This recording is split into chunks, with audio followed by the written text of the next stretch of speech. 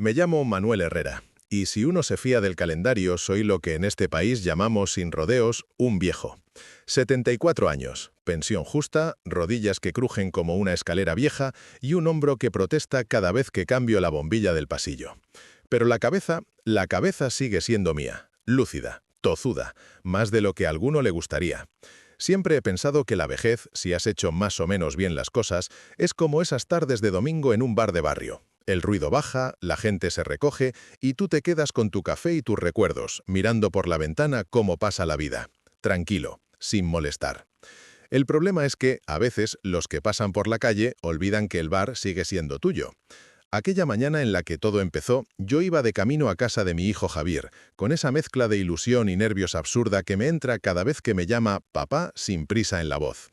Desde que se fue a vivir a las afueras de Madrid, a ese adosado con jardín que tanto presumió en las primeras fotos de WhatsApp, las visitas eran menos frecuentes.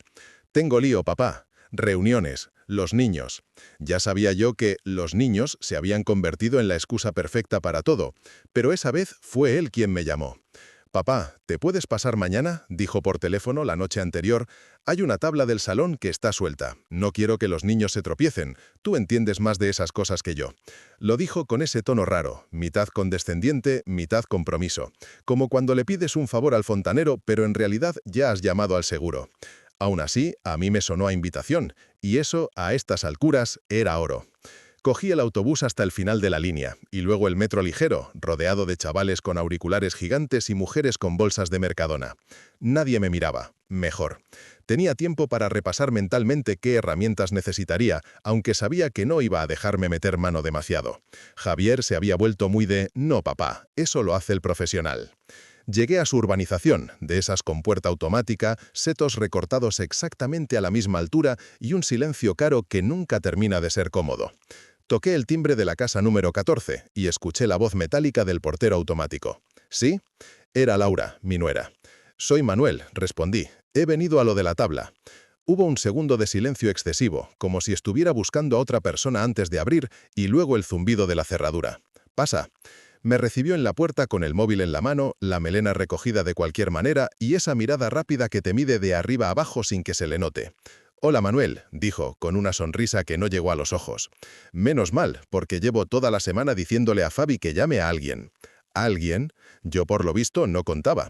«¿Y él?», pregunté. «En la cocina. Está terminando de enviar unos correos. Ya sabes, el trabajo», añadió como si tuviera que justificar una ausencia en su propio salón. Entré. El piso, bueno, la casita, porque ahora todo el mundo dice casita aunque tenga 3 plantas, olía a café recién hecho y ambientador caro. Todo estaba perfecto, demasiado perfecto.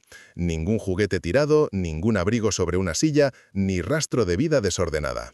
Solo cosas en su sitio, cosas nuevas. Y entonces la vi, la famosa tabla. Estaba en medio del salón, justo entre el sofá gris ese enorme y la mesa baja de cristal que siempre me ha dado miedo, porque parece diseñada para que un crío se abra la ceja. La madera hacía un ligero hundimiento al pisarla. Un ojo entrenado lo veía rápido. Yo llevaba décadas arreglando suelos, puertas, ventanas y lo que hiciera falta. Primero en nuestra casa, luego en la de los vecinos, después en la fábrica donde trabajé media vida como mantenimiento. La madera y yo nos entendíamos. «Es esta», dijo Laura, señalando con la punta del pie. «Le he dicho a Javi que llame a un carpintero, pero él... En fin significaba... Es un desastre para estas cosas, pero tampoco quiero que las haga tu marido, que ya no está para eso». Tragué el comentario como quien se traga una pastilla sin agua. «Déjame verla», dije. Me agaché despacio, sintiendo cómo la rodilla derecha protestaba. No me quejé. Nunca me ha gustado dar espectáculo con mis achaques. Apoyé la mano en el suelo para tantear la tabla. Estaba floja de un lado, seguramente un clavo suelto o una viga que había cedido un poco. Nada grave. Nada que un hombre con paciencia, un par de herramientas y algo de habilidad no pudiera arreglar. Fue entonces cuando escuché a Javier acercarse. «Papá, no hace falta que te tires al suelo», dijo riendo. «Si te rompes algo, la Seguridad Social no nos va a mandar un duplicado». Entró en el salón con una taza de café en la mano, camisa remangada, barba cuidadosamente descuidada, de esa que parece de actor pero se peina más que la mía en 20 años. Me miró como quien mira a un perro viejo intentando subir a un sofá demasiado alto. «Solo la estoy mirando», respondí, sin levantar la vista.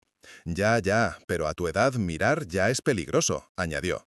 Laura rió, bajito, no por la gracia, sino por no dejarle solo en el chiste. No contesté. Respiré hondo, apreté la mandíbula, apoyé un poco de peso sobre la tabla para comprobar cuánto cedía. Y el suelo decidió recordarme que la gravedad no perdona a nadie. Sentí como la madera se hundía más de la cuenta. El pie resbaló hacia adelante, la rodilla se me dobló de mala manera y el cuerpo entero se me fue hacia abajo antes de que las manos encontraran agarre. Intenté apoyarme en el borde de la mesa de cristal, pero mis dedos solo rozaron su superficie lisa. Caí. No fue una caída de película, con cámara lenta y gritos. Fue una caída fea, seca. El tipo de caída que hace que los mayores que están en la sala se lleven las manos a la boca. Yo noté el impacto en la cadera, un latigazo en la espalda y un golpe seco en el codo. El aire salió de mis pulmones como si alguien hubiera apagado la luz desde dentro. Me quedé unos segundos en el suelo, mirando el techo blanco, escuchando mi propio corazón retumbar en las orejas. Esperé oír pasos apresurados. «Papá, ¿estás bien? Manuel, ¿qué ha pasado?» Algo, lo que fuera. Lo que escuché, en cambio, fue la risa de mi hijo. No una carcajada nerviosa, de esas que salen cuando estás asustado y el cuerpo no sabe si llorar o reír. No. Era una risa limpia, abierta, sonora. «Joder, papá», soltó entre carcajadas. «De verdad, los viejos deberíais quedaros en casa, si parece un vídeo de esos de caídas que se hacen virales». Noté cómo se me encendía la cara. No sabía si del golpe o de la vergüenza. Intenté incorporarme, pero el codo protestó con un pinchazo agudo. Laura apareció por detrás de él, con un paño de cocina en la mano y el móvil en la otra. «¿Qué ha pasado?», preguntó, sin llegar a acercarse del todo. «Nada, que mi padre ha decidido hacer parkour en el salón», respondió Javier todavía riendo. «Si te hubieras visto». Se llevó el móvil al bolsillo, como si hubiera estado a punto de grabarlo. «¿Te has hecho daño?», preguntó ella por fin, pero con esa voz que se usa más para cumplir que por verdadera preocupación. Intenté responder, pero todavía me costaba coger aire. Al final forcé un «no es nada» entre dientes apretados. Javier alargó la mano, no tanto para ayudarme como para que dejara de arruinarle la escena. «Venga, va, levanta, que si te rompes algo luego dirás que ha sido culpa mía». Su tono lo decía todo: «No me metas en tus líos». Me agarré a su mano, no porque quisiera su ayuda, sino porque el cuerpo no estaba para orgullos. Al incorporarme, sentí un chasquido en el costado y tuve que apretar los labios para no gemir. Me quedé de pie unos segundos, esperando que la habitación dejara de dar vueltas. «Lo que os decía», añadió Javier mirando a Laura, «luego pasa algo y la culpa es nuestra. A estas alturas, los mayores deberían estar tranquilitos en su casa, viendo la tele y ya está». Las palabras se me clavaron más hondo que el golpe en la cadera. Un «tranquilitos en su casa», dicho como quien habla de un mueble viejo que da pena tirar. Laura hizo una mueca que pretendía ser sonrisa. «Igual es mejor que no toques el fuelo, Manuel, si eso ya llamamos nosotros a un profesional». «¿Profesional?» Yo, que me había pasado media vida arreglando cosas que ellos ni sabían nombrar, ahora era justo lo contrario: el peligro, el riesgo, el que toca y lo estropera. Tragué saliva. Me limité a decir «como queráis». El resto de la visita fue breve. Javier volvió al portátil un momento y tardó 40 minutos. Laura puso café que sabía a poco y habló más del colegio bilingüe de los niños que de cualquier cosa que tuviera que ver conmigo. Nadie mencionó la caída, nadie preguntó si me dolía algo, nadie dijo «lo siento». Cuando dije que me iba, nadie se ofreció a bajar conmigo al portal. «¿Te apañas, papá?», preguntó Javier, de pie, con el móvil ya en la mano. «Me apaño», respondí, sin mirarle. Bajé las escaleras despacio, una mano en la barandilla, la otra apretando el costado. En la calle, el aire frío de las afueras me golpeó la cara, pero casi lo agradecí. Me ayudó a despejar la rabia, a enfriar un poco el incendio que llevaba por dentro. Me senté un momento en un banco frente a la urbanización, mirando los coches pasar. Familias llevando niños al fútbol, parejas jóvenes con carros de bebé, jubilados paseando al perro. Todos, menos yo, parecían encajar en su papel. Saqué el móvil del bolsillo para mirar la hora. Una notificación iluminaba la pantalla. BBVA. Se ha registrado una solicitud de cambio de autorización en su cuenta conjunta. Si no reconoce esta operación, el resto del texto se desenfocó por un instante. No sé si por la vista, por la edad o por el golpe. Parpadeé. Volví a leerlo más despacio. Solicitud de cambio de autorización. Cuenta conjunta. Noté cómo el latido en mi pecho cambiaba de ritmo. Abrí la aplicación del banco. Me pidió el PIN. Lo marqué con cuidado, como si el número de 4 cifras pudiera caerse de mis dedos. El saldo era más bajo de lo que recordaba, mucho más. Más notificaciones esperaban dentro, como pequeños sobres rojos en la pantalla. Traspasos, pagos, gastos del hogar, servicios, y al final otra frase en letra pequeña que me golpeó más que las demás. Operación pendiente, modificación de poderes y titularidad. Poderes, titularidad, palabras que, en boca de un notario, parecen normales, pero en una pantalla, después de que tu hijo se ría de ti por caerte, suenan a algo muy distinto. Se me olvidó el dolor en la cadera, se me olvidó el frío, se me olvidaron los coches pasando. Solo pensé en una cosa: ¿qué está haciendo Javier con mi dinero?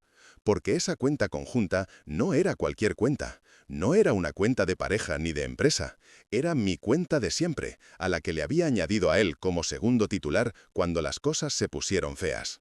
Fue hace unos años, cuando la empresa de Javier hizo un ERE y se quedó colgando con una hipoteca, 2 niños pequeños y un coche que tragaba gasolina como si no hubiera un mañana. Yo entonces todavía tenía fuerzas, algo de ahorros, una pensión que me sabía a premio después de tantos turnos de noche. «Ponme en la cuenta, papá», me dijo. «Así, si tú necesitas algo, yo te lo gestiono, y si yo me veo apurado, ya ves tú, es como de los dos». Yo, tonto de mí, lo vi como un acto de confianza. «Es mi hijo, ¿qué puede pasar?», pensé. Lo que pasó es que años después, sentado en un banco frío frente a su urbanización, con el costado doliéndome por una caída que a él le parecía graciosa, me di cuenta de que aquella firma en la oficina del banco había abierto la puerta no solo a su nombre en la cartilla, sino a algo mucho peor: a la idea, en su cabeza, de que todo aquello era un poco suyo, incluido yo. Guardé el móvil despacio, como si el aparato pesara el doble. Me levanté del banco con más cuidado del que había usado para agacharme sobre la dichosa tabla suelta. Cogí el autobús de vuelta a mi barrio, el de siempre. Fachadas desconchadas, tiendas de toda la vida, bares con mesas de mármol, persianas grafiteadas. Nada de urbanizaciones con verja. Al llegar a casa, mi casa, la de 40 años, la del portal que conozco de memoria incluso con las luces fundidas, subí las escaleras con calma. Abrí la puerta. El olor conocido a madera vieja y café de la mañana me recibió como un abrazo. Dejé el abrigo en la percha, las llaves en el cuenco de cerámica que hizo mi mujer en un curso de manualidades hace 1000 años y que me niego a tirar aunque tenga una grieta. Me senté en la mesa del comedor, esa que compramos cuando Javier aún llevaba babero. Y por primera vez en mucho tiempo sentí algo que no era solo tristeza o decepción. Sentí sospecha. No de la vida, ni de la edad, ni del futuro, de mi propio hijo. Abrí otra vez la aplicación del banco, esta vez con calma. Fui mirando movimiento por movimiento, como quien repasa la lista de la compra al volver del supermercado. 100 euros aquí, 70 allá, 200 en reformas, 150 en suscripción, 300 y pico en varios. Cargos que no reconocía, fechas que coincidían sospechosamente con épocas en las que Javier me decía que «ir este mes un poco justo, papá, ya te devolveré lo del recibo de la luz que pagaste tú». Nunca me devolvió nada, por cierto. Cuanto más miraba, más claro veía que aquello no era despiste, era hábito. Y, como buen hábito, no había salido de la nada. Apagué el móvil, me pasé las manos por la cara y dejé escapar un suspiro largo, de esos que parecen sacar años de dentro. «Vale», me dije en voz baja, hablando solo, como hago cada vez más. «Vamos a ver hasta dónde llega esto». No llamé al banco ese día, ni a nadie. No monté un escándalo, no mandé audios de WhatsApp, no fui a casa de Javier a gritarle a la puerta. No. Hay una ventaja en cumplir 74 años en España, habiendo pasado por crisis, huelgas, cambios de moneda y políticos de todos los colores, aprendes que el que grita primero casi siempre pierde. Yo no iba a perder, no en esto, no con mi propio hijo. Así que hice lo único que siempre me ha salido bien, desde que era un chaval en el taller de mi padre: observar. Observar, tomar nota y esperar el momento justo para meter el destornillador donde duele. Porque Javier creía que el viejo que se había caído en su salón era el mismo que firmó la cuenta conjunta sin leer la letra pequeña. Y ahí se equivocaba. Mucho. Al día siguiente me desperté con el costado protestando y la cabeza espesa, como si hubiera bebido de más. No había bebido nada, claro, solo había tragado demasiadas cosas que no deberían haberse tragado nunca. Una risa que no merecía, unas palabras que no se le dicen a un padre ni en broma, unas cifras en la pantalla del móvil que no encajaban con nada. Me vestí con calma, pantalón de chándal, jersey de lana que pica un poco pero abriga mucho, zapatillas cómodas. Puse la radio en la cocina. Tertulia política, los mismos de siempre diciendo lo mismo de siempre. La apagué. No tenía paciencia para escuchar a señores discutir sobre cosas que no iban a arreglar mientras yo tenía un incendio en el salón de casa y solo un cubo de agua en la mano. Preparé café. Uno bueno, de esos que aún compro a granel en la tienda de la esquina, porque me niego a esas cápsulas que parecen cosa de nave espacial. Mientras el agua subía en la cafetera italiana y llenaba el piso con ese olor que me recuerda a domingos en familia, me senté con una libreta delante. Hacía años que no escribía nada más que listas de la compra y números de teléfono, pero la costumbre volvió como si nunca se hubiera ido. La letra un poco temblorosa, sí, pero reconocible. La de siempre. Empecé a apuntar fechas. Día tal, Javier me pide que le pague el recibo del gas, porque este mes vamos justos. Mismo día, movimiento de la cuenta, 100 euros menos en gastos del hogar. Otro día, Javier me invita a comer para celebrar que le han renovado el contrato, pero al final pago yo. Misma semana, 3 cargos de supermercado que yo no he pisado. Y así, línea tras línea, la libreta empezó a llenarse de coincidencias que ya no parecían coincidencias. El café burbujeó. Lo aparté del fuego, lo serví en mi taza de barro favorita, esa que pone mejor abuelo del mundo, que me regaló mi nieta Clara cuando tenía 7 años y aún escribía las letras torcidas. Ahora tiene 15 y las letras ya las escribe en el móvil, pero la taza sigue en su sitio. Clara. Solo pensar en ella me aflojó un poco la mandíbula. Si Javier era la grieta que no quería ver, ella era, sin saberlo, el yeso que me mantenía entero. Mi móvil vibró justo entonces. Era un mensaje suyo. «Abuelo, ¿puedo pasar esta tarde después del Insti? Te llevo churros, cara sonriente». No pude evitar sonreír. Contesté que sí, claro, que aquí estaría, que los churros los ponía yo si hacía falta. Apagué el móvil y volví a la libreta. Una cosa era sospechar que Javier estaba haciendo un uso alegre de la cuenta conjunta. Otra, muy distinta, era admitir que podía estar preparando algo más serio. La palabra que llevaba todo el rato esquivando se me puso delante de los ojos como un semáforo en rojo. Poder. No el poder en abstracto, de políticos y empresarios, no. El poder pequeño, doméstico, el que se ejerce cada día cuando alguien se permite opinar por ti, decidir por ti, hablar por ti. Javier llevaba tiempo ejerciendo ese poder. «Papá, tú no conduzcas de noche. No vengas solo al hospital. No te metas en líos con Hacienda, ya te llevo yo los papeles a la gestoría». Yo, por amor, por comodidad, por cansancio, se lo había permitido, hasta el punto de que ya casi no recordaba en qué momento había dejado de ser el que firmaba las cosas para pasar a ser el que solo pone el nombre donde le dicen. Esa tarde, cuando Clara llegó, la casa cambió de temperatura. Ella entra y parece que se abren las ventanas. Lleva el pelo recogido en un moño mal hecho, auriculares colgando del cuello y la mochila arrastrando como si llevara dentro toda la biblioteca del instituto. «Abuelo», dijo apenas entrar, «cuidado, que traigo aceite en la bolsa, no quiero que se te manche nada».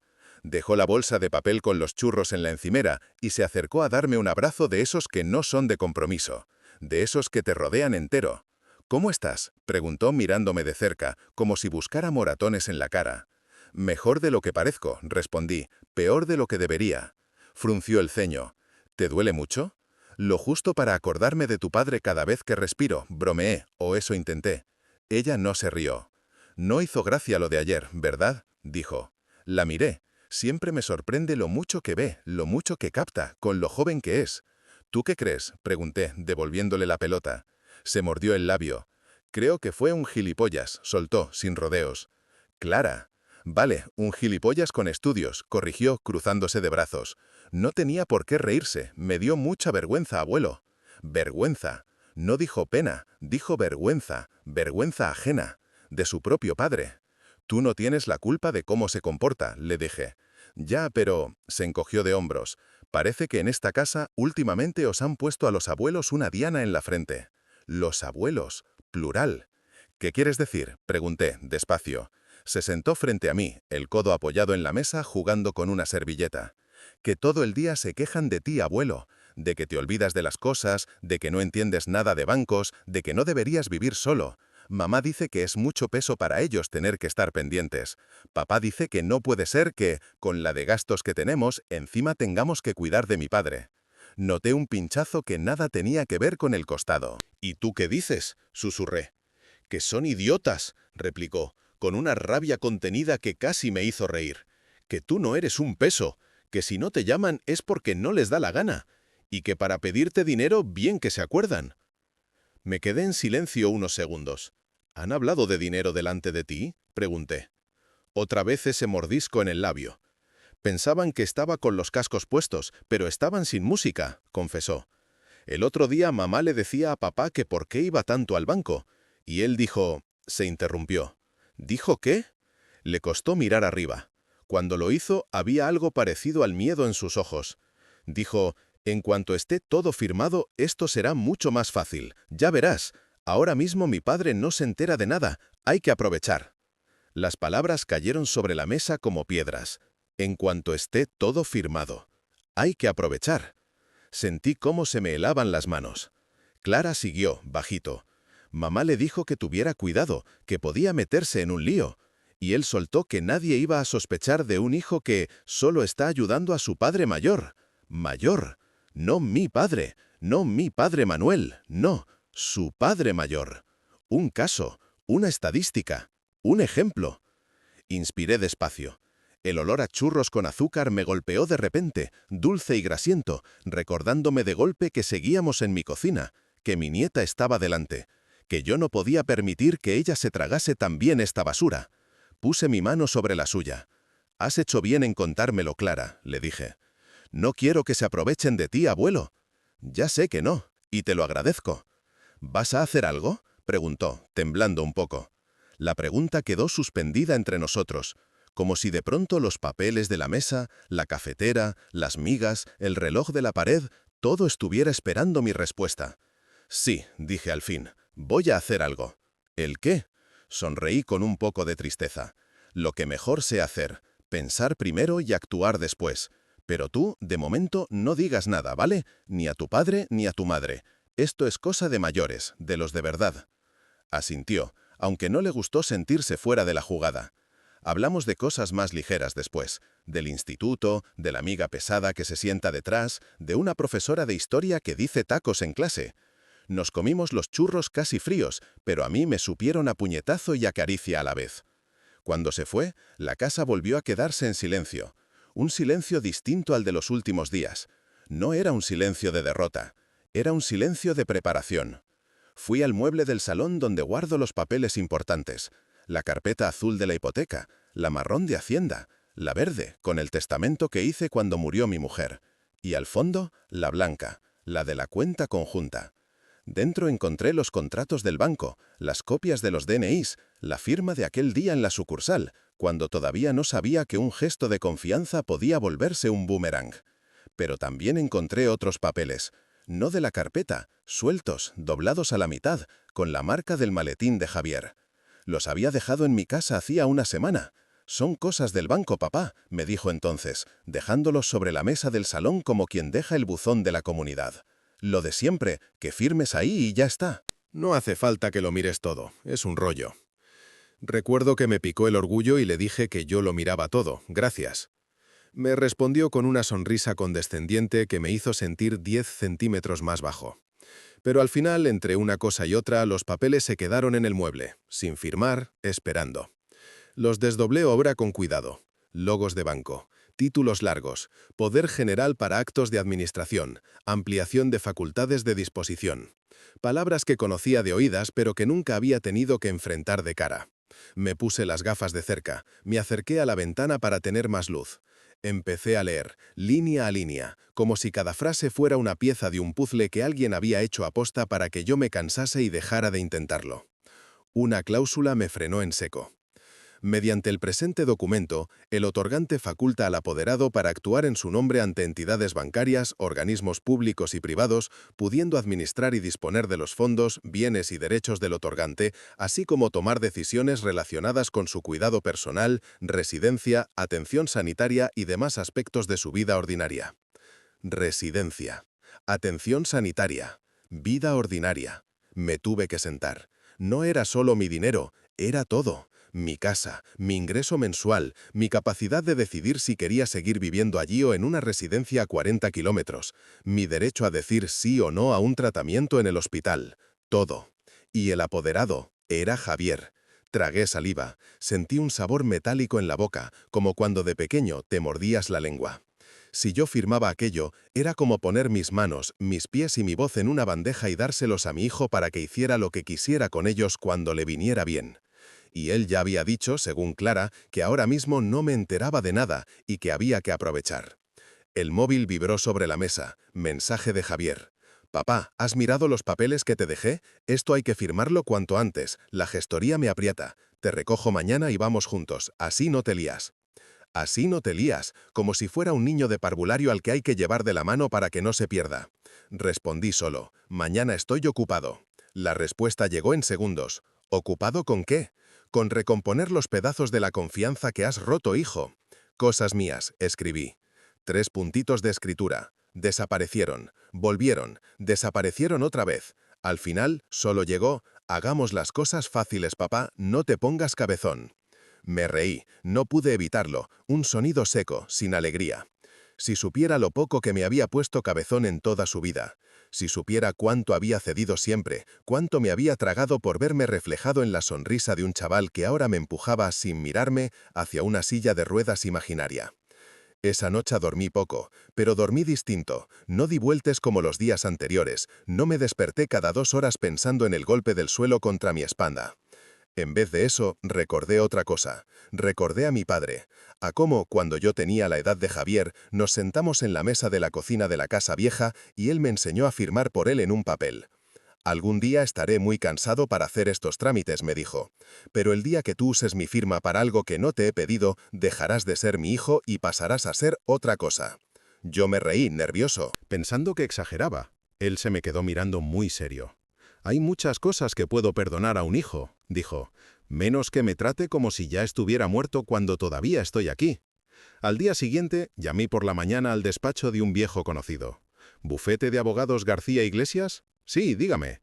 Quería pedir cita con don Ignacio. Dígale que soy Manuel Herrera, del barrio de toda la vida, el que le arregló la barandilla de la escalera hace 30 años». Hubo un segundo de silencio, y luego oí cómo dejaban el auricular en la mesa y se abría una puerta al fondo. Unos segundos después, una voz grave, algo más rasposa que en mis recuerdos, se coló por la línea. «¿Manolo?», preguntó. «¿Eres tú?». «El mismo», respondí. «Me parece que ha llegado el momento de cobrarte aquel favor, Nacho». Se rió por lo bajo. «Tarde o temprano tenía que pasar. Vente esta tarde. Lo que tengas entre manos, tráelo. Papeles, correos, lo que sea». Colgué con una sensación rara, mezcla de alivio y vértigo. La decisión estaba tomada. Por la tarde cogí el metro hasta el centro. El despacho de Ignacio estaba en un edificio antiguo cerca de la Gran Vía, con un portal de mármol y un ascensor de los de puerta de reja que se abre a trompicones. Subí hasta el tercero, donde un cartel discreto anunciaba «García Iglesias Abogados». La recepcionista, una chica joven con pelo rizado recogido en un moño alto, me sonrió al verme entrar. «¿Don Manuel?». «El mismo que viste y calza». «Pase, por favor, don Ignacio le está esperando». Me condujo por un pasillo de paredes llenas de diplomas y estanterías cargadas de códigos gordos, de esos que parecen pensados para que nadie los lea nunca. Al final, un despacho luminoso, con ventana a la calle y un olor a madera y café recién hecho. Ignacio estaba de pie, con las manos apoyadas en la mesa, la corbata un poco torcida y las gafas en la punta de la nariz. «Manolo», dijo, abriendo los brazos, «mira que han pasado años». «Pero aquí estás, más señorito que nunca», le respondí, estrechándole la mano. «Y tú, más cabezón que antes, seguro», bromeó, antes de ponerse serio. «A ver, cuéntame, ¿qué pasa con tu hijo?». La pregunta cayó sin anestesia, porque a estas alturas de la vida ya no se anda uno con rodeos. Me senté. Abrí la carpeta, coloqué sobre la mesa, en orden, los extractos del banco, las notificaciones del móvil impresas, los papeles del poder, todo. Fui contando despacio, sin adornar pero sin ahorrarme nada. El golpe en el salón, la risa, las frases sueltas, la cuenta conjunta, los movimientos sospechosos, la conversación con Clara, los papeles que Javier quería que firmase sin mirar. Ignacio no me interrumpió ni una vez, solo asentía de vez en cuando, o se ajustaba las gafas. En algún momento apretó la mandíbula, pero no dijo nada. Cuando terminé, se quedó un rato en silencio, ordenando los papeles con manos ágiles.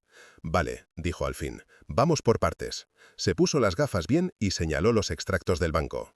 «Esto que ves aquí, en una cuenta conjunta, es resbaladizo. Legalmente, cualquiera de los dos titulares puede disponer del dinero. Es un arma de doble filo. Lo que hace tu hijo no es elegante ni decente, desde luego, pero con la ley en la mano no es delito por sí mismo. Otra cosa es el conjunto. Cogió los papeles del poder. Pero esto, golpeó con el dedo índice, ya es otra historia. Esto, si lo firmas, es ponerle una pistola cargada en la mano y esperar que tenga buena puntería. Me miró por encima de las gafas. ¿Sabes lo que es un poder preventivo, Manolo? Me lo imagino. Es un poder que sigue vigente cuando tú ya no puedes decidir por ti. Por enfermedad, por incapacidad, si un médico certifica que no estás en condiciones, este papel permite que tu hijo tome decisiones por ti. Sobre tus cuentas, sobre tu casa, sobre tu cuerpo. Podría, por ejemplo, ingresarte en una residencia sin que tú puedas decir ni mu, y pagarlo con tu propio dinero. Tragué saliva. ¿Y puede hacer eso aunque yo esté bien? Pregunté. En teoría, mientras tú estés bien, debería consultarte, respondió. En la práctica, mira, no te voy a engañar, he visto cosas. Y cuando hay dinero de por medio, la gente se vuelve creativa. Sobre todo si, como dices, ya anda comentando por ahí que te olvidas de las cosas y que no estás para según qué. Se recostó en la silla. Lo que me cuentas, Manolo, encaja con un patrón muy feo que por desgracia cada vez vemos más. Hijos que se adelantan a la dependencia de los padres. Se lo venden a sí mismos como prevenir problemas, pero en realidad lo que hacen es asegurarse poder meter mano antes de tiempo. ¿Y qué puedo hacer yo? Ignacio sonrió. Esta vez sin alegría, pero con algo parecido a respeto. Más de lo que crees. Para empezar, no firmar esto ni loco. Eso ya lo tenía claro, dije. Bien. Segundo, ir al banco y cortar el grifo. Puedes pedir que conviertan la cuenta en una de solo un titular, o abrir una nueva y mover tus ahorros allí. Ellos están obligados a ayudarte si entienden que puede haber abuso. La directora de la oficina ya me ha mirado con esa cara, respondí. Le falta preguntarme si estoy bien en casa. Pues por una vez, que sus sospechas te sirvan a ti, replicó. Tercero, blindar lo que tengas. Casa, ahorros, pensión, lo que sea. Cambiar el testamento, si hace falta. Decidir tú, en frío y con la cabeza clara, qué quieres hacer con lo tuyo. ¿Y mi hijo? Me sostuvo la mirada un segundo largo. Tu hijo, si sigue por este camino, tendrá que acostumbrarse a vivir con lo suyo, no con lo tuyo. No dije nada. No podía. Había algo en el pecho que me apretaba demasiado como para dejar pasar las palabras. Ignacio se ablandó un poco. Mira, Manolo, dijo, no te voy a decir lo que tienes que sentir, ni siquiera lo que tienes que hacer con él. Eso es cosa de cada uno. Pero que no se te olvide esto. Que quieras a tu hijo no significa que tengas que dejar que te pisotee. Una cosa es ayudar, otra poner la nuca. Respiré hondo. Su despacho olía a café y a papel viejo, a decisiones importantes tomadas entre esas cuatro paredes. Yo nunca imaginé que una de esas decisiones sería la mía. ¿Me ayudas a hacer los papeles?, pregunté al fin. Para eso estás aquí, respondió. Vamos a preparar un escrito para el banco, dejar constancia de que hay movimientos que no has autorizado, pedir la limitación de la cuenta, lo que haga falta, y luego nos sentamos con tu testamento, con calma. No quiero hacer nada por venganza, dije, casi más para mí que para él. No quiero convertirme en uno de esos viejos amargados que desheredan por despecho. Pero tampoco quiero regalarle la soga con la que piensa atarme. Ignacio asintió. Pues buscaremos el término medio. No se trata de castigarle, sino de protegerte. Lo que sobre, ya veremos a quién le hace más falta. Y te digo desde ya que tu nieta tiene todas las papeletas. Sonreí de lado. Es la única que sabe preguntarme cómo estoy sin mirar el reloj. Pasamos casi 2 horas revisando papeles. Ignacio escribía, imprimía, corregía, me explicaba cada frase. Yo firmaba donde tenía que firmar, esta vez leyendo cada línea. Sentí que, hoja a hoja, iba recuperando algo que había ido perdiendo sin darme cuenta, la autoridad sobre mi propia vida. Al salir del despacho, la Gran Vía estaba llena de gente. Turistas haciendo fotos, ejecutivos con prisa, chavales con patinetes sorteando abuelos a una velocidad que en otro momento me habría puesto nervioso. Pero esa tarde, no. Esa tarde, por primera vez en mucho tiempo, el ruido de la ciudad me pareció un buen sonido de fondo para lo que se estaba moviendo dentro de mí. Saqué el móvil del bolsillo. Un mensaje de Javier, de hacía una hora. «Papá, recuerda que este sábado hacemos algo en casa por tu cumpleaños. No faltes, ¿eh?» Mi cumpleaños, claro. Había estado tan ocupado pensando en caídas, cuentas y poderes que se me había olvidado que estaba a punto de cumplir 75. 75.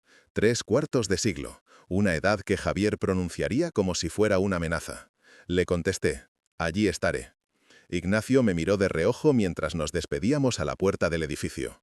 ¿Algo importante?, preguntó. Una fiesta, respondí. ¿Y vas a ir? Claro, dije, guardando el móvil. Me viene bien ver a todo el mundo junto. ¿Seguro de que es buena idea? Sonreí sin humor.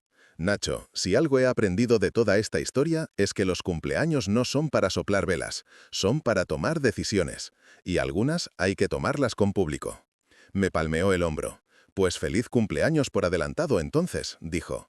Y recuerda, no estás solo. Si tu hijo se pone tonto, me llamas antes de que se te ocurra tirarle un plato a la cabeza. No te preocupes, respondí. Los platos los cuido, son de mi mujer. Nos despedimos. Me metí en el metro, rodeado de gente que miraba el móvil, que reía, que discutía. Yo iba en silencio, pero por dentro no paraba de hablar. Hablaba con mi mujer, con mi padre, conmigo mismo. Ya está bien, Manolo, me decía. Ya has agachado la cabeza suficiente. Ahora te toca a ti. Cuando salí a la calle de mi barrio, el sol empezaba a caer. Las persianas de las tiendas bajaban a medias, los bares encendían las luces de neón, las vecinas sacaban la silla al portal para comentar el día. Subí las escaleras de casa con una agilidad que no tenía desde hacía semanas. ¿Me dolía el costado? Sí. ¿Me dolía la espalda? También. Pero eran dolores conocidos, asumidos. Lo nuevo, lo que me daba energía, era otra cosa. Una decisión tomada. Un plan en marcha. Y un cumpleaños que esta vez no iba a ser como los demás. No sé si fue casualidad o una de esas bromas torcidas del destino, pero el viernes antes de mi cumpleaños amaneció con un cielo de Madrid de esos que no sabes si va a llover o solo te quiere asustar. Nubes grises, luz apagada, un viento que venía y se iba. Como si la ciudad entera estuviera conteniendo el aliento. Yo, desde luego, lo estaba. Había pasado la noche repasando en la cabeza cada palabra de Ignacio, cada línea de los papeles, cada gesto de Javier en los últimos meses. Y la idea golpeaba una y otra vez, como una campanada lenta. Has sido demasiado bueno, demasiado tiempo. A media mañana, después de dar vueltas por casa como un fantasma, decidí que ya estaba bien de pensar. Era día de actuar. Me puse una camisa limpia, la chaqueta beige que guardo para cuando toca ir arreglado, aunque sea a la consulta del médico, y cogí la carpeta con los documentos que Ignacio había preparado para el banco. El papel olía a tinta nueva y a determinación. Bajé al portal, saludé a Paquita, la vecina del primero, que estaba regando las plantas en la ventana del rellano. «¿A dónde va tan elegante, don Manuel?», me preguntó. «A poner un par de cosas en su sitio», respondí, con una sonrisa cansada. «Pues que le salga bien, que ya está bien de llevarse sustos a estas edades», comentó, sin saber lo literal que sonaba. Cogí el autobús hasta la sucursal de BBVA de toda la vida, la que hay en la Glorieta, al lado de la farmacia y de la churrería donde alguna vez, cuando estaba mi mujer, parábamos a tomar algo después de cobrar la pensión. La puerta automática se abrió con ese ruido sordo de siempre. Dentro, la misma mezcla de olor a papel, a colonia y aire acondicionado a destiempo. Dos cajeras, un chico joven atendiendo en los mostradores rápidos y al fondo, en su despacho acristalado, la directora, la señora Rivas. Me acerqué al mostrador. El chico me sonrió con esa sonrisa un poco de cartón piedra que les enseñan en las formaciones. «Buenos días, caballero. ¿Qué necesita?» «Quiero hablar con la directora», dice. «Soy Manuel Herrera». Ella me conoce. No era del todo cierto. Conocer, lo que se dice conocer, me conocía de haberme visto alguna vez sacar dinero a principios de mes y firmar papeles sin hacer ruido. Pero llevaba años tratándome como a uno más del montón, así que me pareció adecuado que, por una vez, se acordara de mi nombre. El chico miró la pantalla, tecleó mi DNI y luego asintió. «Un momento, por favor». Fue hasta el despacho, murmuró algo, vi cómo la directora levantaba la vista, se quitaba las gafas, me miraba a través del cristal y asentía. «Que pase», le dijo. Entré con la carpeta bajo el brazo. «Señor Herrera, buenos días», me saludó, tendiéndome la mano. «Tome asiento, ¿qué tal se encuentra?» Había cierto tono de preocupación real en su voz, o quizá era que yo ya estaba sensible. Me senté despacio, notando cómo la silla giratoria cedía un poco bajo mi peso. «Me he caído, pero me levantaré», respondí, «de eso y de más cosas». Ella sonrió, sin pillar del todo la doble intención. «¿En qué puedo ayudarle?» Abrí la carpeta. Saqué la carta que Ignacio había redactado para la entidad, con su membrete, sus sellos, sus frases de abogado que traducían mis sospechas en lenguaje jurídico. «Quiero dejar constancia de que se han estado haciendo movimientos en mi cuenta que yo no he autorizado ni desde luego entendido», dije. «Y quiero que mi hijo deje de tener acceso inmediato a mi dinero». La directora se recolocó las gafas. Entiendo, dijo con cuidado. Ya me comentó ayer mi compañero que estaba revisando algunos cargos. No los estoy revisando, la corregí. Los estoy descubriendo, que no es lo mismo. Cogió la carta, la leyó con atención. A medida que avanzaba, su expresión cambiaba. Pasó de la cortesía profesional a un gesto que conocía bien, el de alguien que se da cuenta de que está delante de un problema de esos que no salen en los anuncios del banco. Su abogado plantea aquí posibles indicios de abuso de confianza, dijo, y menciona un intento de modificación de poderes sin su consentimiento expreso. Así es, le conté, sin muchos detalles, pero sin ahorrar lo importante, lo que había pasado. Que mi hijo se reía de mis caídas, pero no tenía problema en estirar el brazo hasta mi cuenta. Que llevaba meses tratándome como si fuera un mueble viejo. Que quería que firmara papeles para tener más control por si acaso. Ella escuchó en silencio, la cara cada vez más seria. «Mire, señor Herrera», habló al fin, «lo que le voy a decir no es un discurso de banco, sino de persona. Lo que me cuenta lo he visto más veces de las que me gustaría. Hijos que empiezan ayudando y acaban usando las cuentas de los padres como si fueran suyas. La ley con las cuentas conjuntas es complicada, pero hay cosas que sí podemos hacer. Por eso estoy aquí», dije. Asintió. Podemos, primero, bloquear temporalmente la operativa de la cuenta conjunta.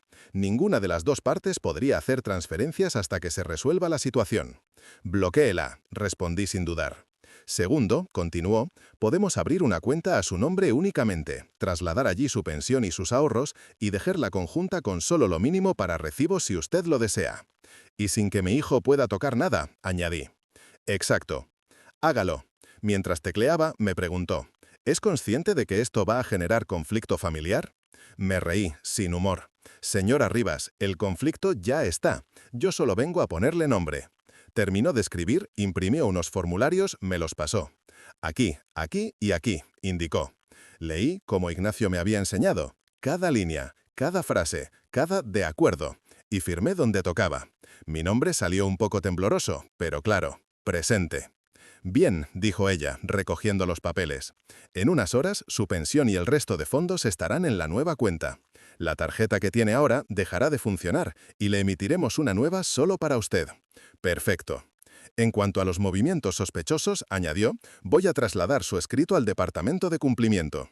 Ellos estudiarán si procede a abrir expediente como posible caso de, dudó con la palabra, apropiación irregular. No quiero meter a mi hijo en la cárcel, dije despacio. Quiero que deje de pensar que puede jugar conmigo. Ella me miró con algo parecido a respeto. A veces, señor Herrera, el miedo a perder el acceso duele más que una denuncia, comentó.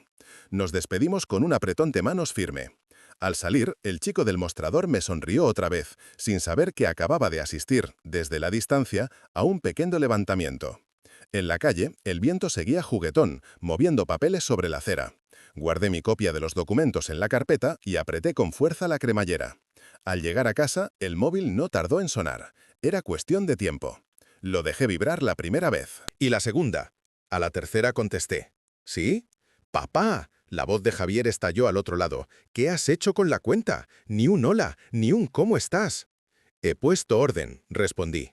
Me han bloqueado la tarjeta en la gasolinera, se han rechazado 2 recibos, me ha llamado la del banco para decirme que hay un escrito tuyo, ¿se te ha ido la cabeza o qué? Respiré hondo. No se me ha ido nada, dice, al contrario, me ha vuelto.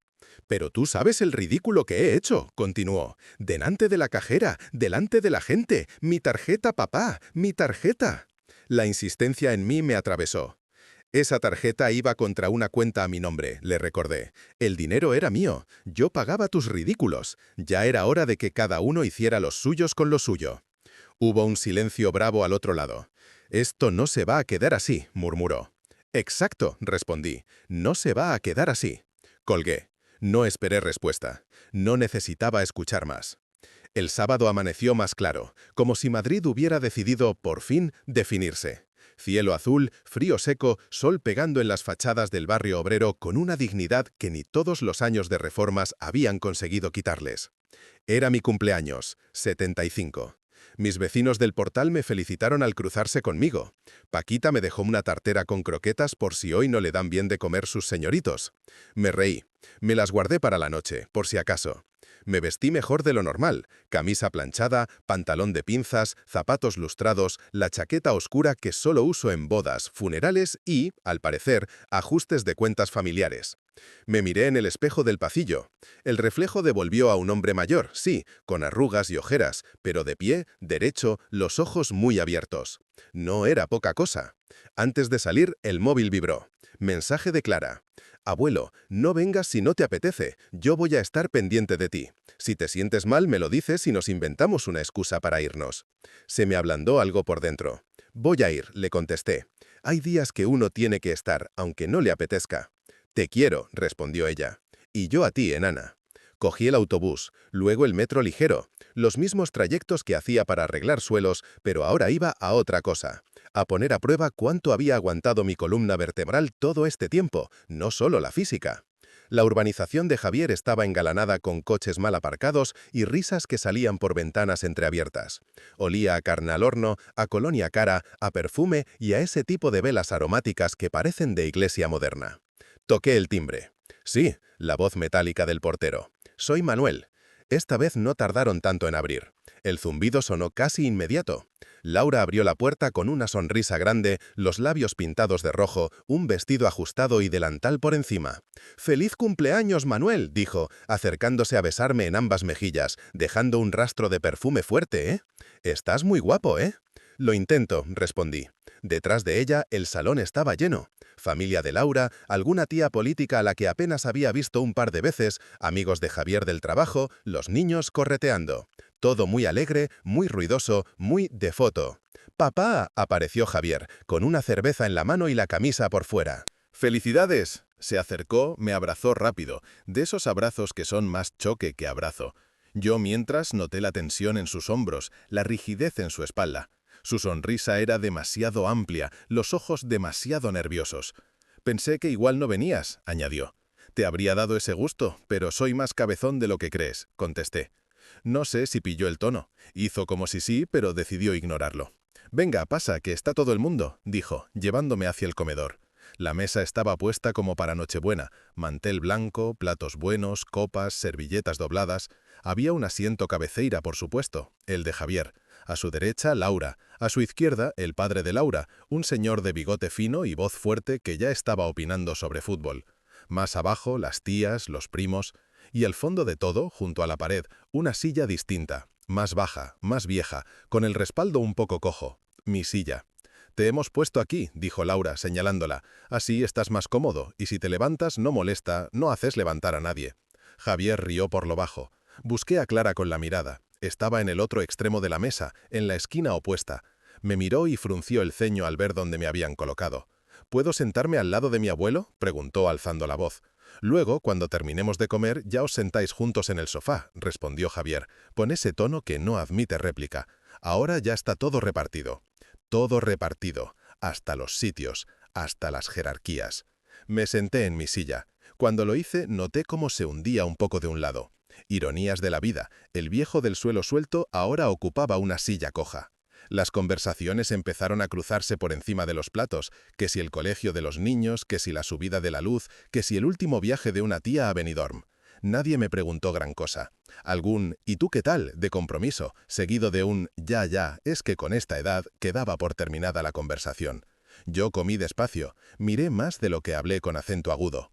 Observé los gestos, los silencios, las miradas cómplices de Javier y Laura cuando alguien mencionaba el dinero o las herencias. Una tía de Laura bromeó. «Bueno, con lo que valen ahora los pisos en Madrid, cuando los abuelos se vayan al otro barrio ya no hará falta trabajar». Risas. Alguien levantó la copa. «A ver, un momento», dijo, poniéndose de pie, «que quiero decir unas palabras por mi padre». El murmullo bajó. Las miradas se giraron hacia él. Yo seguía sentado, con las manos sobre las rodillas, observándole como si lo viera en escena por primera vez. «Pues nada», empezó, con esa vocecita de discurso improvisado que en realidad lleva días ensayándose, «que hoy el señor cumple 75, que se dice pronto. A aplausos».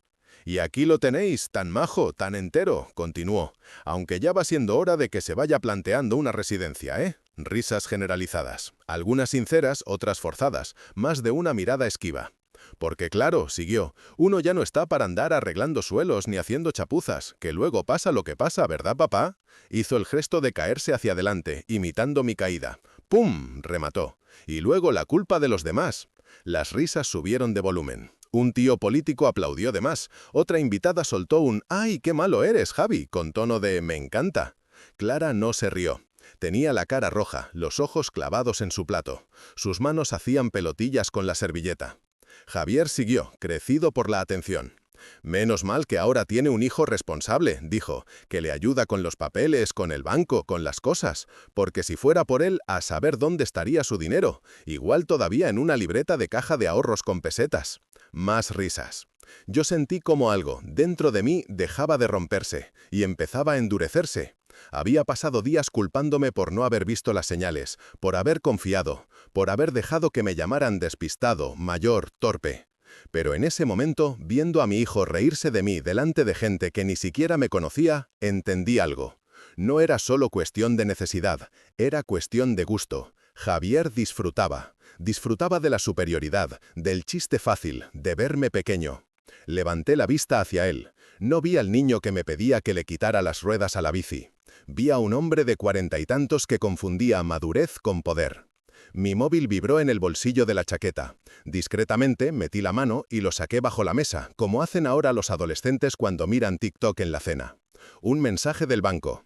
BBVA. Se ha rechazado mi intento de disposición en su cuenta a favor de J. Herrera. Operación bloqueada. Noté cómo se me curvaba la comisura de los labios. No una sonrisa de burla ni de venganza. Era más bien una mueca de justicia. Javier seguía hablando. En fin, concluyó, que ahora le toca descansar, cuidarse, dejar que los jóvenes se encarguen y no ponerse cabezón con todo. Que para eso estamos los hijos, ¿no? Para tomar el relevo cuando los padres ya... Hizo un gesto con la mano como si se desinflara. Pues eso.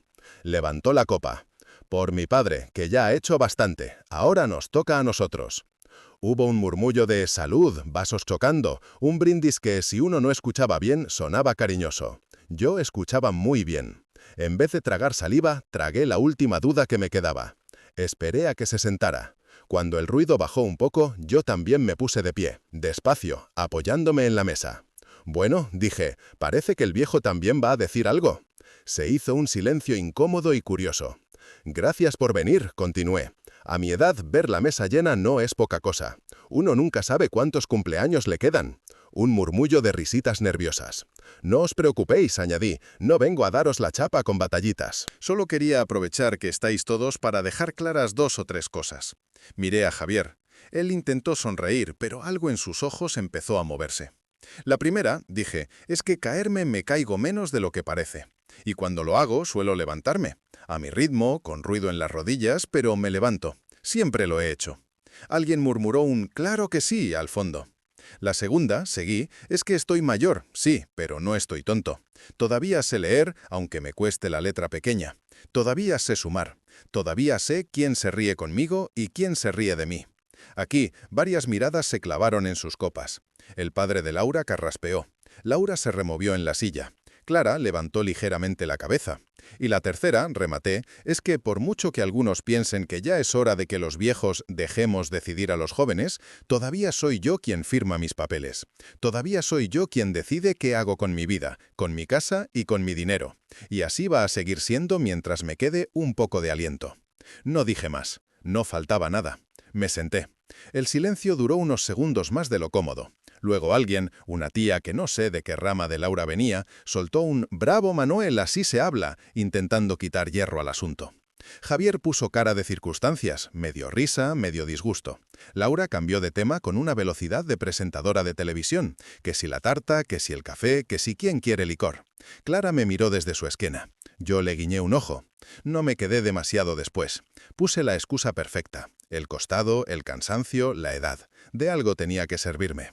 Laura se deshizo en «¡Ay, Manuel, quédate un rato más!», que sonaban tan falsos como un billete de 3 euros. Javier, en cambio, no insistió. Tenía la mirada perdida, ausente, como si su cabeza estuviera en otro sitio. En el banco, por ejemplo. Me marché con la sensación extraña de haber dejado una bomba de relojería escondida debajo del mantel. El domingo por la mañana el teléfono no paró.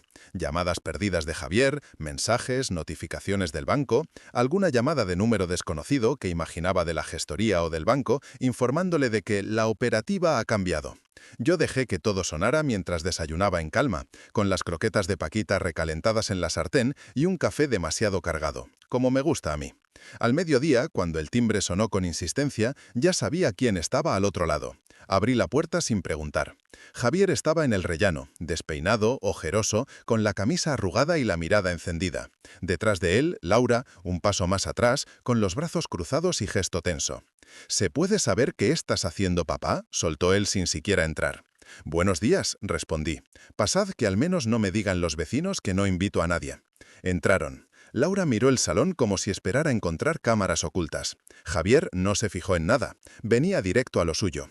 «He ido al banco», empezó, plantándose en medio del comedor. «Me han dicho que has bloqueado la cuenta, que has puesto una queja, que has pedido que me saquen de todo. ¿Te has vuelto loco?». Me apoyé en el respaldo de una silla, no por necesidad, sino por darme mi propio espacio. «No», dije, «me he vuelto dueño de lo mío». «Que no es lo mismo. Esa cuenta era de los dos», protestó. «Llevamos años así. He pagado 1000 cosas desde ahí. La hipoteca, los niños, la compra. La hipoteca de tu casa, los niños que tú decidiste tener, la compra de tu nevera llena», maticé, «con un dinero que no era tuyo». «¿Ah, no? Y todos los recibos que tú no podías atender. ¿Quién los ha gestionado, eh? ¿Quién ha estado pendiente?». Había verdad en lo que decía.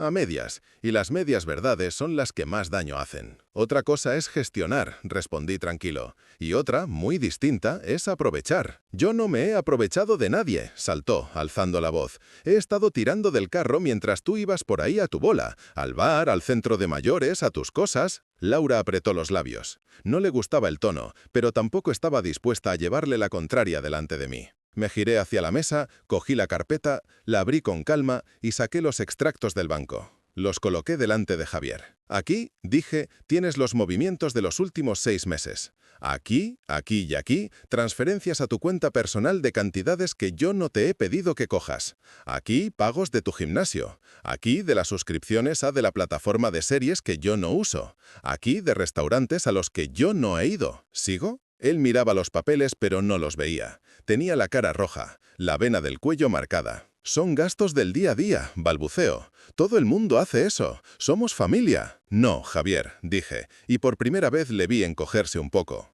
«Todo el mundo no hace eso. Y ser familia no es tener derecho a meter la mano en el bolsillo del otro cuando le conviene». «Pues haber dicho algo antes», explotó. «Haberme puesto límites. Si me dejaste la tarjeta, si me pusiste en la cuenta, sí. Porque confiaba en ti», corté, clavándole la mirada. «Y tú confundiste confianza con barra libre». Se hizo un silencio denso. Laura se acercó un paso. «Manuel», intervino, con voz tensa, «esto se está yendo de las manos. Son cosas de familia. Se hablan, no se llevan al banco ni al abogado. Nos has dejado en ridículo». La miré. «¿Ridículo?», repetí.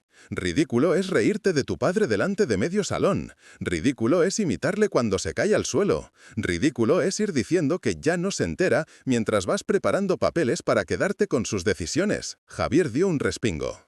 «Eso te lo ha dicho Clara», soltó, de repente. «Seguro, siempre estás enredando a la niña». La furia me subió a la cara, pero no grité. «¿Clara?», dije despacio, «me ha dicho la verdad, que es más de lo que tú has hecho conmigo últimamente». Laura puso los ojos en blanco. «La niña se mete donde no la llaman», murmuró. «La niña», corregí, «es la única que ha tenido la decencia de preguntarme cómo estoy sin mirarla ahora». Javier se pasó las manos por el pelo. «Mira, papá», dijo, intentando bajar el tono. «Igual me he pasado. Igual he cogido más dinero del que debía, no te dijo que no. Pero todo era para la familia. Tú te crees que vivimos en el aire. Has visto cómo están las cosas. Sabes lo que cuesta el colegio, la gasolina, la hipoteca. ¿Y te parece normal solucionarlo con mi pensión?», pregunté. «¿Con mis ahorros? ¿Con el colchón que he hecho en 40 años para no depender de nadie?». «Eres mi padre», gritó. «Si tú no me ayudas, ¿quién lo va a hacer?». «Te he ayudado toda la vida», respondí, con una calma que me sorprendió incluso a mí. «Te ayudé cuando te quedaste sin trabajo. Te ayudé cuando montaste el negocio y fue mal. Te ayudé cuando nacieron los niños. Te he prestado, he pagado, he firmado. Lo he hecho porque para eso estamos los padres. Pero ayudar no es dejar que me coloques una soga al cuello por si acaso». La expresión de Javier cambió cuando mencioné la soga. Entendió a qué me refería. Ese poder notarial, añadí, esos papeles que querías que firmara sin leer, Ignacio me los ha explicado. Si yo llego a poner ahí mi firma, podrías decidir en qué residencia me metes, qué pasa con mi casa, qué tratamiento acepto o rechazo en un hospital. Todo eso con la excusa de que ya no me entero. Y tú mismo has ido por ahí diciendo que ahora estoy despistado, ¿no? No quiso responder. Con su silencio respondió demasiado. Laura intentó agarrarse a la última tabla. Ignacio, dijo, claro, el abogado, siempre liándolo todo. Seguro que te ha comido la cabeza, Manuel. Me la comisteis vosotros primero, respondí, a base de bromas, de humillaciones y de cuentas a mis espaldas. Ignacio solo me ha enseñado lo que estaba escrito en letra pequeña. Javier se dejó caer en la silla, derrotado pero todavía enfadado. ¿Y ahora qué?, preguntó. ¿Qué vas a hacer? ¿Denunciarme? ¿Desheredarme? ¿Ir contando por el barrio que soy un ladrón? No contesté enseguida, me tomé mi tiempo. Fui a la cocina, puse a calentar agua para un café. Los dejé allí, en medio del salón, tragando su propia ansiedad. Cuando volví con la taza en la mano, me miraban como si fuera un juez a punto de dictar sentencia. No voy a denunciarte, dije por fin. Javier exhaló aire, aliviado. Demasiado pronto. Pero, continué, tampoco voy a hacer como si aquí no hubiera pasado nada. Lo del banco no tiene marcha atrás. Ya no tienes acceso a mis cuentas. No puedes mover un euro que no sea tuyo. Mi pensión entra donde solo yo puedo verla. Y sobre la casa, miré alrededor, esta casa me la quedaré yo mientras viva. Después, ya veremos quién la merece. O sea que sí que me vas a desheredar, se quejó. No he dicho eso, repliqué. He dicho que no voy a desheredar por calentón. Voy a dejar las cosas claras, con tiempo, en frío, pensando. Y te voy a decir una sola vez lo que va a pasar. Si sigues viéndome como un estorbo, como un cajero automático, como un trámite que resolver antes de que te pille el toro, sí, Javier, te quedarás sin nada, porque no pienso premiar eso. Se le humedecieron los ojos, o eso quise creer. No sé si era rabia, miedo o vergüenza. ¿Y si cambio?, preguntó, con voz más baja. ¿Y si, no sé, y si me he equivocado? Entonces, respondí, lo demostrarás con hechos, no con discursos. Dejarás de hablar de residencias como si fueran contenedores de viejos. Dejarás de reírte cuando me caiga. Vendrás a verme sin traer debajo del brazo papeles para firmar. Y con el tiempo, ya veremos si vuelvo a confiar lo suficiente como para dejar mi nombre junto al tuyo en algo. Laura resopló. Esto es un drama, dijo. Mira, Javi, vámonos. Está clarísimo que tu padre se ha puesto en plan víctima, y aquí todo es culpa nuestra. Luego nos llama tu hermana y nos monta otra. Paso. No me sorprendió que lo llevase a ese terreno. Tú haz lo que quieras, Laura, dije, pero ten claro que, mientras seas parte de esta familia, lo que hagas y lo que permitas hacer con el abuelo de tus hijos también te define. Ella frunció el ceño, como si le hablara en chino. Javier se levantó despacio. Parecía más pequeño que nunca. Durante un segundo, vi al chaval que vino llorando el día que suspendió su primer examen en la universidad, al que me dijo con miedo que no sabía si valía para nada, al que yo abracé y le dije que sí, que valía, y mucho. No sabía en qué momento ese chaval se había convertido en el hombre que tenía delante, reprochándome que protegiera lo que era mío. Se dio la vuelta hacia la puerta. Antes de salir, se giró. «Te estás equivocando», murmuró. «Puede», respondí, «pero prefiero equivocarme defendiéndome que acertar dejándome pisar». No dijo nada más. Salieron los dos. La puerta se cerró con un golpe seco. El silencio que se quedó después fue extraño. No alivio, no culpa. Algo en medio. Una especie de luto por una idea que se moría. La idea de que un hijo, solo por ser hijo, siempre va a tener tu mejor interés en el corazón. Estuve un rato de pie en medio del salón, con la taza de café en la mano, mirando la puerta como si fuera a abrirse de nuevo. No se abrió. El café se enfrió. Me senté en el sofá, dejé la taza sobre la mesa y apoyé los codos en las rodillas. Sentí cansancio. Físico sí, emocional más. Pero debajo del cansancio había algo sólido. Una certeza. No había marcha atrás. Y por primera vez en mucho tiempo, eso no me asustaba. Por la tarde, mientras veía las noticias sin prestarles demasiada atención, el móvil vibró. Era un mensaje de Clara. «Papá está raro, no me habla. Se ha pasado el día cabreado. ¿Has discutido con él?» Sonreí triste. «Sí», escribí. Tocaba. Tardó en contestar. «¿Estás bien?» «Estoy de pie. De momento me basta». «¿Puedo ir mañana?», preguntó. «Siempre». Al día siguiente, la vi aparecer por la ventana, cruzando la calle con la mochila colgando como siempre. Subió las escaleras de dos en dos, pese a que le digo 1000 veces que no corra.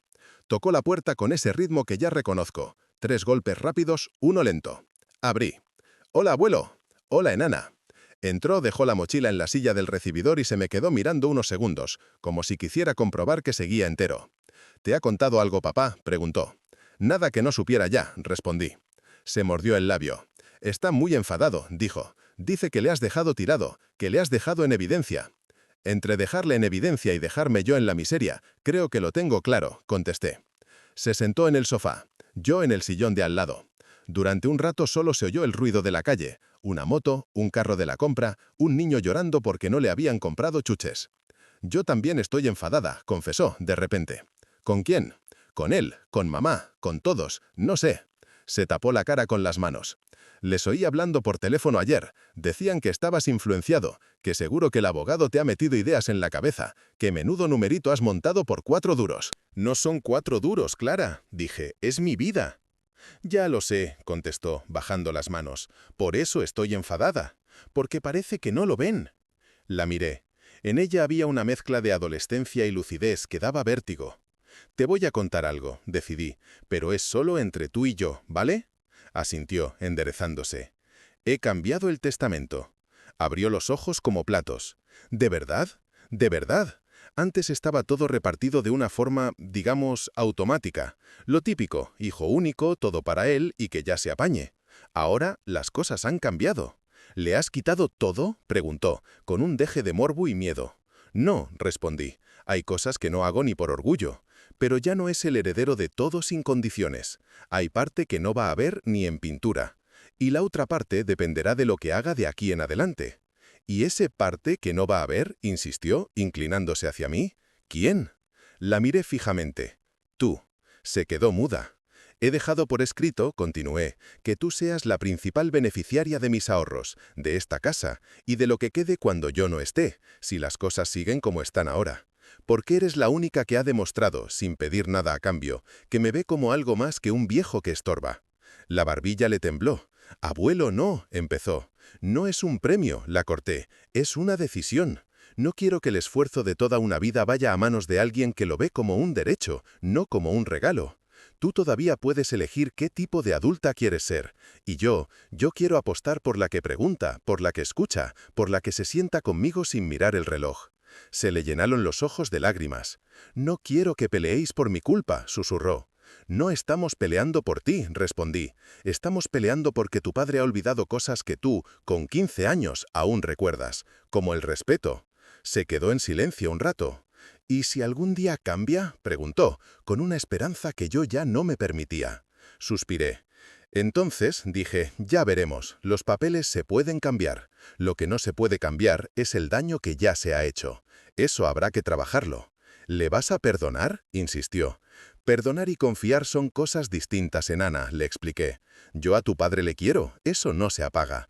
Pero no por quererle voy a darle otra vez las llaves de mi casa, de mi cuenta y de mi futuro. El perdón, si llega, será para su cara, no para su firma». Se rió entre lágrimas. «Eres muy pesado con las frases, ¿eh?», dijo, intentando aligerar. «La edad», me justifiqué. «Se me acumulan». Se acercó y apoyó la cabeza en mi hombro. Noté el peso de su cuerpo de adolescente, ya no de niña, y pensé que con suerte no llegaría a ver cómo se le repetía la historia. «Abuelo», murmuró, sin levantar la cabeza, «¿sabes que papá dice que te estás volviendo paranoico?». «Es más fácil decir eso que mirarse en el espejo», repliqué. «Yo creo que no estás paranoico», añadió. «Creo que por una vez estás mirando por ti». Sonreí. «Más vale tarde que nunca». Nos quedamos así un rato, en silencio. Yo mirando por la ventana, ella mirando el suelo. El sol de la tarde entraba de lado, iluminando las motas de polvo en el aire. El barrio sonaba a vida, una radio puesta alto, una vecina llamando a su gato, un camión de reparto haciendo maniobras imposibles. En un momento dado, Clara levantó la cabeza. «¿Te arrepientes de algo?», preguntó. La pregunta no iba sobre la cuenta, ni sobre Javier, iba más atrás. Me tomé mi tiempo. «Me arrepiento de no haber dicho no antes», contesté.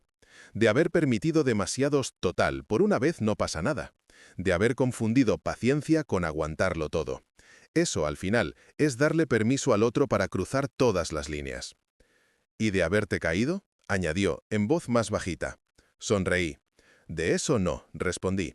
Si no me llego a caer, igual no me entero nunca de lo que estaba pasando por debajo del suelo. Ella soltó una carcajada corta. ¡Qué dramático eres! Los viejos somos así, me encogí de hombros. Dramáticos, pero no tontos. Antes de irse, me abrazó otra vez, más fuerte. Gracias, me dijo. ¿Por qué? Por no dejar que te traten como si ya no fueras tú. Cuando se fue, el piso se quedó otra vez en silencio. Esta vez, sin embargo, no pesaba tanto. Había huecos, sí. Huecos de años compartidos con Javier que ya no volverían a ser igual. Huecos de planes que ya no lo incluían como antes. Pero también había espacio para otra cosa. Para mí. Esa noche, antes de acostarme, saqué una libreta nueva.